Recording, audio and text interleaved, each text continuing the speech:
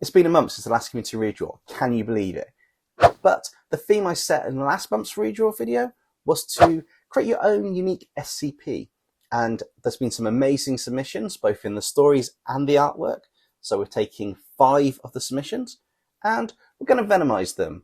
With that said, introducing SCP Maximum Venom. Let's bring these illustrations to life. The name's Connor. Connor Falia, the clan of Falia. Well, I can't be feeling queer, protocol and all that. But I have the grand old fortune, or mispleasure, of being posted at Site V.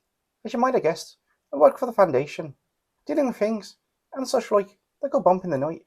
Either way, we have the job of cataloguing what we like to call SCPs. A bunch of things, what can range from safe and harmless, to world-ending monstrosities.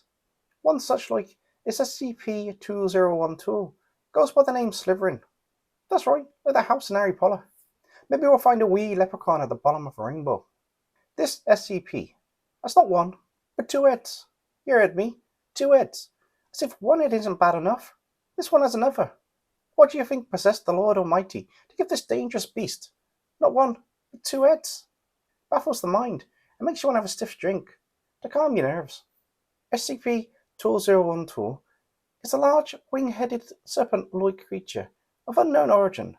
Unknown origin? I'll give him bloody unknown origin. We all know where it comes from.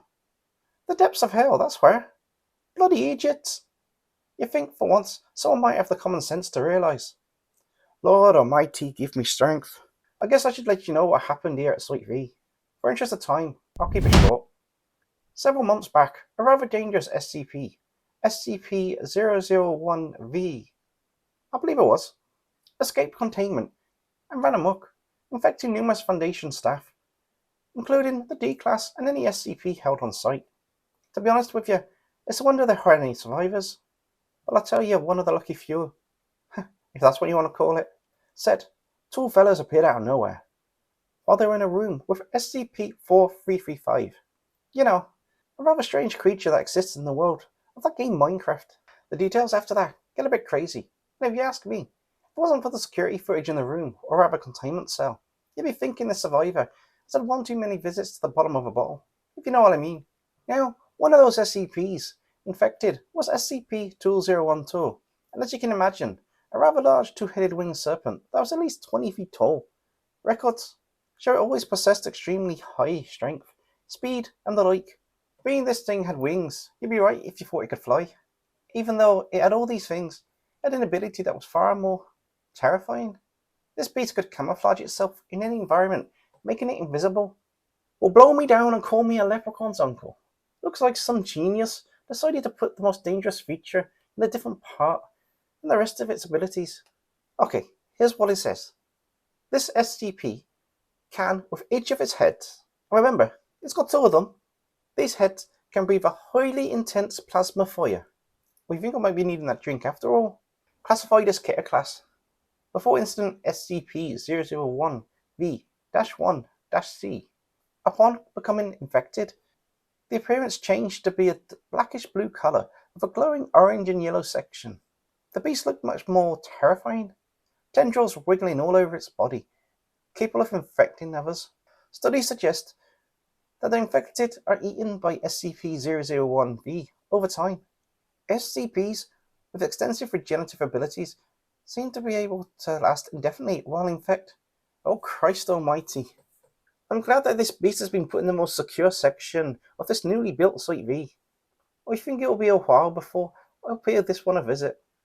Let's just some of the D-Class handle the task for this one. And I'll just pray that the containment measures hold up. By the sounds of things, we got lucky this SCP was contained here in the first place. Guess we should continue. Find out about the other chisel. I'll be babysitting.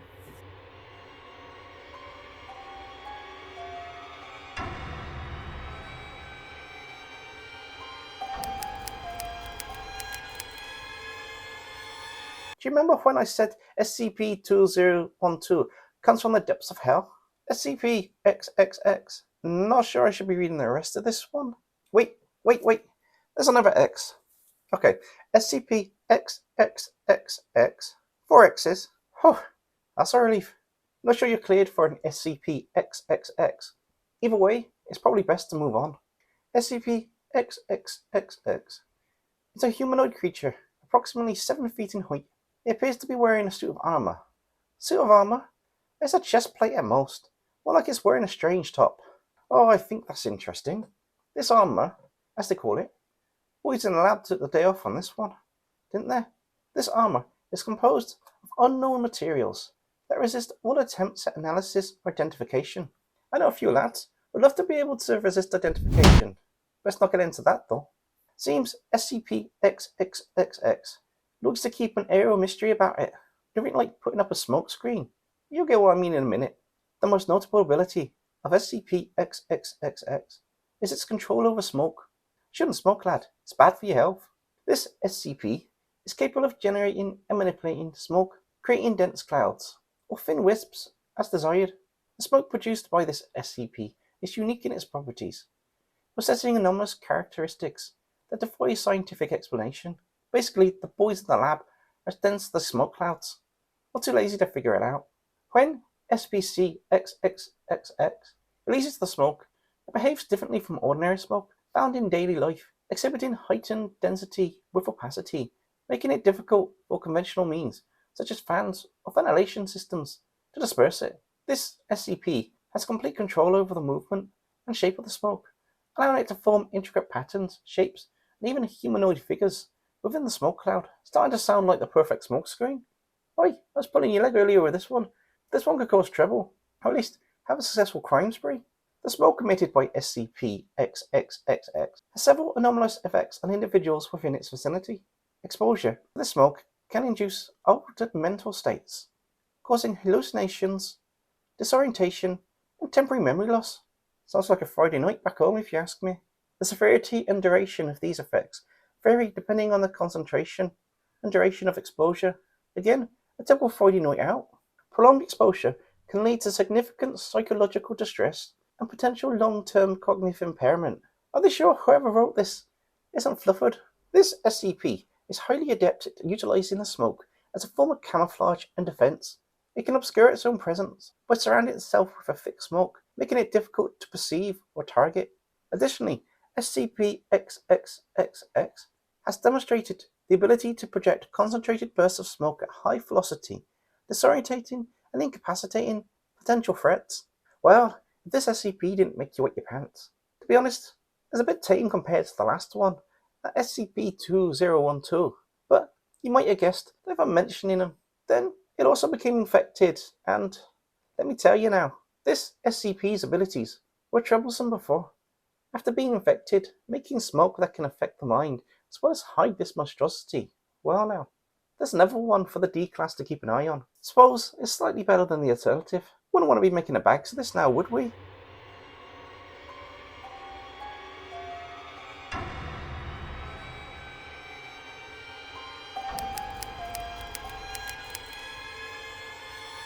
I guess it would be fair to say that when SCP-001-V got loose, it caused Site-V to become bangjaxed. Thankfully though, there were a few SCPs that, even though infected, were still classified as safe. Lucky me. If all of the contained things that were infected were Ketaclass, would have drove me to the black stuff here and then. And I don't mean SCP-001-V. Anyway, as I was saying, a few SCPs infected were originally classed as safe, and after intense testing, with numerous D-class, one such like SCP, still allowed to roam about Site-V, although with limited access. This is SCP-C-5, and with regular routine experiments as before, this SCP is placed in a fully lighted room with no shadows. SCP-C-5 has a bone mask that resembles a cat. However, this mask seems to be cracked, and a strange glowing purplish energy is constantly leaking from them. All attempts to give a new mask ended up with D-class in Antarctica and SCP-C-5 in the timeout corner. It has massive dark holes for eyes with an almost hypnotic glow in them, probably caused by the leaking energy from its body. Speaking of which, its body has similar properties to a black hole, however more closely resembles a portal to anything else, as anything put into it will come out of SCP-C-4, which is currently in Site-V, so I won't be covering that one today. On top of this, it can also control what the boys in the lab have dubbed darkness residue. Sounds like a neat name for the black stuff. This residue, which can heal people or trap people in a containment field. As well as this, it can teleport through shadows. You can see why the experiments are in a room with light and no shadows. When this SCP enters a shadow, it goes into its own dimension, with a portal to every shadow in the multiverse. That sounds familiar. Oi, I know. Anyone seen that Spider-Man show? There's a baddie on that show called The Spot. Goes into dimensions full of portals. Wonder if this SCP inspired that idea. Either way, it can somehow navigate through this realm. Oh, there's a note here. This puts into question whether SCP-C-5 and SCP-C is from this dimension, or is from a different universe. Perhaps the other inhabitants of SCP-C are just variations of SCP-C-5, but those are just theories, and objective the Foundation are still working to prove. Like I said, this one was infected, but we think due to the ability to navigate the multiversal portal things, and this SCP having a strong will, that or some other ability is keeping its mind intact. Despite SCP-C-5 being classed as safe, its one somewhat cute, as some would call it, appearance became much more like a demon from the depths of hell. You see a pattern here. 2 piercing eyes appeared on its chest, a long mouth along the stomach, with sharp teeth, and a long tongue covered from top to toe in saliva. If it wasn't for the fact of how gross this is, the saliva was glowing blue and pinkish in colour. Even when infected, this SCP's energy still bursts out from its body, showing a pinkish-purple flame where it escapes, as the infected parts have glowing lines of this strange energy, and it can still teleport items to SCP-C-4. However, for some reason, that SCP has no signs of being infected. If SCP-C-5 were to lose control and be subject to the will of the infection from SCP-001-V, it's safe to say, if this were to happen, then the world, the multiverse, is at risk of being infected. Imagine how bang-jacks that'd be.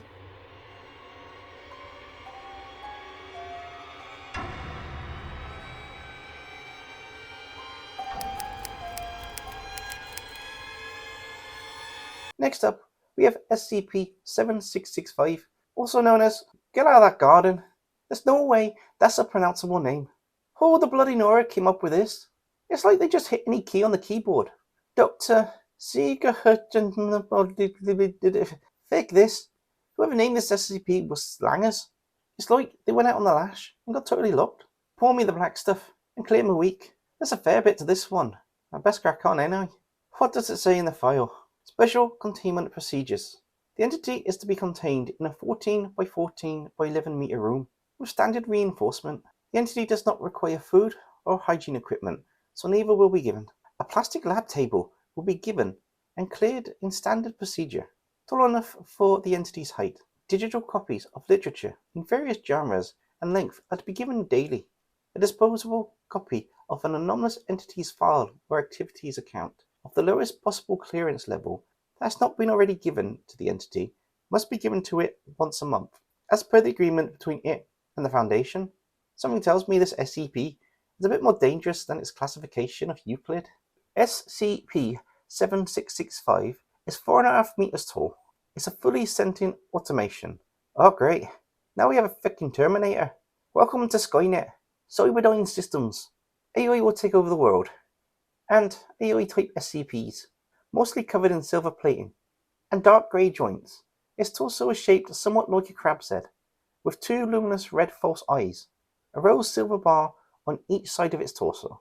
2 angular protrusions of an undetermined use are also on each side of its torso. In between the upper and lower body exists a narrow segment of its body, which bears resemblance to circuitry, but no electrical signals have been determined from it. The patterns are present on each side of its body and shoulder armor. This thing's lower body is an angular connective joint which houses the sockets of each of its 4 legs, the legs being near identical, being a series of internal movement joint, a bar, a large ball joint, another connective bar, a final ball joint, and one less connective bar to a sharp end triangular limb. The first ball joint is covered by defensive cover plating, definitely an earlier form of Terminator. I'd be surprised there wasn't a note saying this thing told the Foundation, I'll be back. SCP-7665 has 2 identical arms, each coming from an internal universe joint, extending to double connective bars, I know this thing is a robot, or artificial being, but seriously, my head's starting to hurt with all these details. Though, being the foundation, I guess it's better to do a thorough job. These extend into a large ball joint, protected by a pauldron. This ball joint extends to a large mid-arm bar, which, in turn, extends to an internal elbow joint within the main bulk of the arm.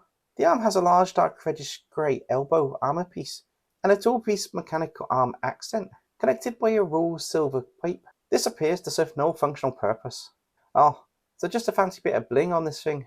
Talk about a rugger bugger. Out of this torso, this SCP has a serpent-like neck with a free-moving structure. So is Ed. This neck can extend up to double its own height, although it rarely extends more than 3 meters. Its head is somewhat proportionally larger than the remainder of its body, having a permanent smile on its face. Sounds like a Chrysler, the Terminator and Joker. This smile reveals 39 tooth-like spikes.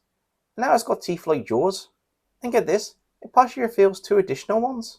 Each of its 5 shapes on its head contain a unique universe within it, appearing externally as miniature maps of the overview universe, each containing roughly equal energy to our own universe.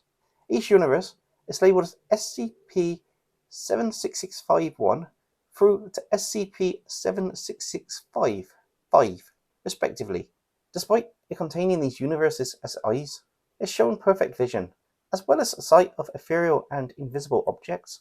This SCP possesses intellect greater than any human mind, and has mastery over every language, both human, non-human, and animal, as well as mastery over 1,000 unique extraplanar languages, and 1 unique language to itself. So what? This thing's now from outer space? It also claims to have skills over mechanics, engineering, biology, chemistry, and psychology, as well as several sciences not within Earth practice. This SCP has vast technopathic abilities, and has shown this effect on both anomalous and normal technologies. This ability has even been seen to work on reality anchors and the on-site nuclear warhead. Why the hell do we have an on-site nuke? And why wasn't I informed about this? The entity is capable of producing holographic keyboards and screens, which it is capable of using. The entity is capable of taking anything within its internal universe in or out, as long as it was originally from one of these universes. However, it's also capable of pulling willing sentient beings and non-sentient objects into its universes, so it can pull things into its universes. Now I'm thinking this thing is the god robot from Futurama. Does it know that Bender fella? Outside, observers perceive this as the items shrinking and growing, but it's been determined that this is a visual representation of transporting the objects into the universes via temporal and spatial transportation. Its last shown ability is to be able to nanomechanically regenerate parts of its body that have been destroyed or damaged from its head down. I think I might need to be extra cautious with this one. There's also an addendum.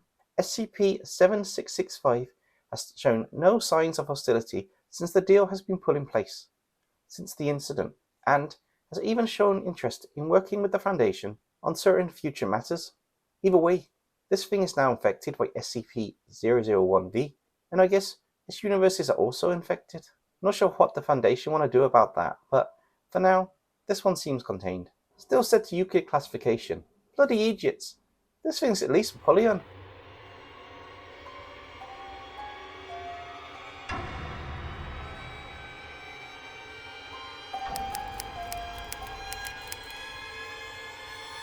Well, I guess it's time to cover the last SCP for this log, as I'm up to 90, and as they say, time waits for no man. Let's see what's in the notes for this fella. SCP-2023, known as Sarcatosaur. This one looks like a dinosaur.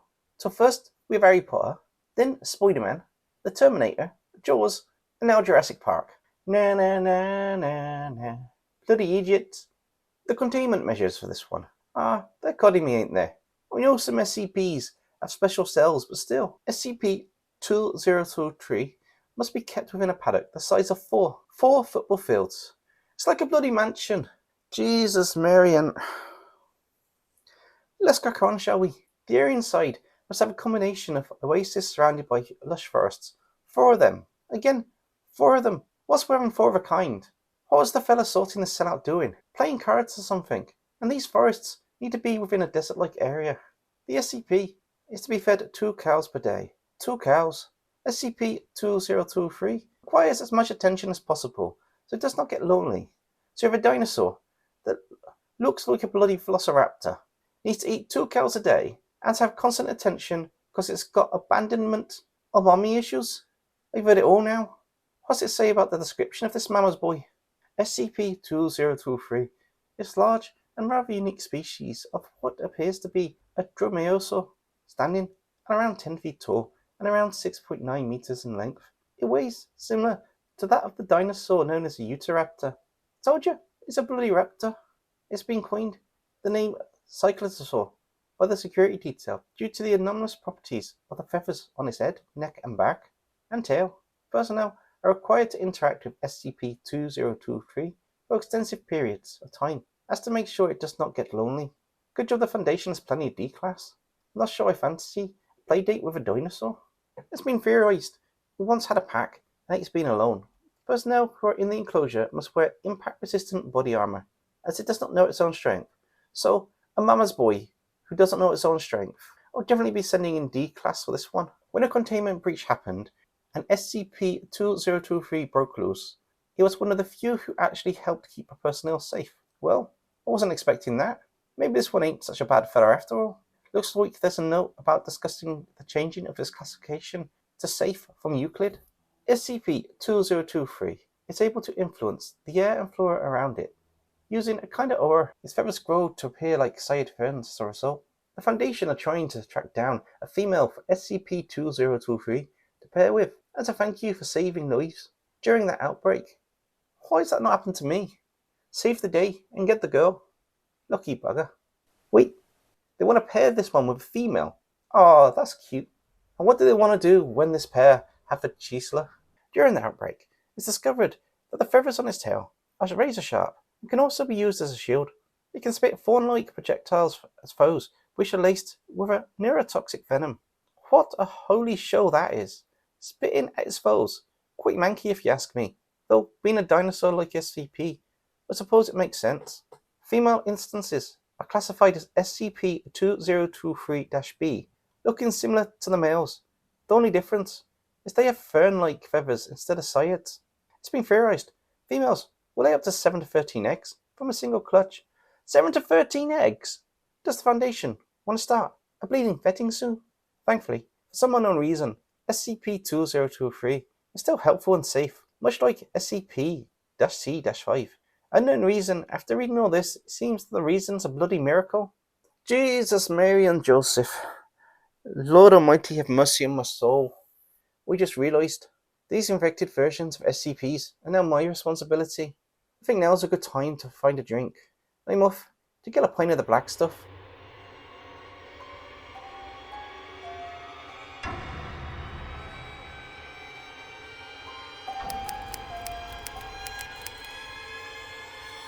Well, that was fun. And that was probably the most challenging accent I've had to do. I have struggled a lot with an Irish accent in the past. Although having the surname Dempsey, which is Irish origins, you'd think it kind of come naturally. It doesn't. But what do you guys think of the character? Hope you liked Connor O'Farley, and I hope you guys like how the Community Redraw came out. As always, there were some amazing submissions, and it's a shame I can't do all of them. But congratulations to the winners. We have Hybrid Matt God with SCP-2012, Captain Plant with SCP-xxxx, Mr. E with SCP-C-5, Senif Prophet of Beans with SCP-7665, and Space Raptors Infinite with SCP-2013. As always, I'll be sending a high-res copy of the final artwork to the winners, so be sure to check that out in the next couple of days. I'll get that over to you. And now, the moment you've all been waiting for, details of the next Community Redraw. And seeing this is going to be a 1-year anniversary, I think we'll do something special. We're going to take the channel narrators and I want you to create alternate versions for them, or do a design for a narrator on the channel we haven't actually got a design for yet. Which means you can take Ehrenfold, Nexum, Demonica, Dino Dinoclaw, or Hero the Beast Tamer and give them an alternate occupation or profession. Maybe Nexum's not a mech armor creator, maybe he's a pastry chef in this universe. Do the design, as always, a headshot and a body shot. A little bit of information about them, including their alternate name, if they've got a wordplay on name from an alternate reality. As I said, you can do one of the narrators that we haven't done yet. So you could design the steampunk narrator or the SCP narrator, Connor Farley, that we've done for today's episode. Deadline is the 21st of July. I look forward to all your submissions. You can send them in via the details in the description. If you're new to the channel, why not check out some of the other community redraws, as well as some of the strange, fun, changing things into dragons, mages, zombies, and a whole host of other wacky, fun ideas that we've got on the channel. I'll put a link to a couple of videos here. Anyway, that's it for now. Monday will be a live stream. Stay safe, everybody. Catch you next time.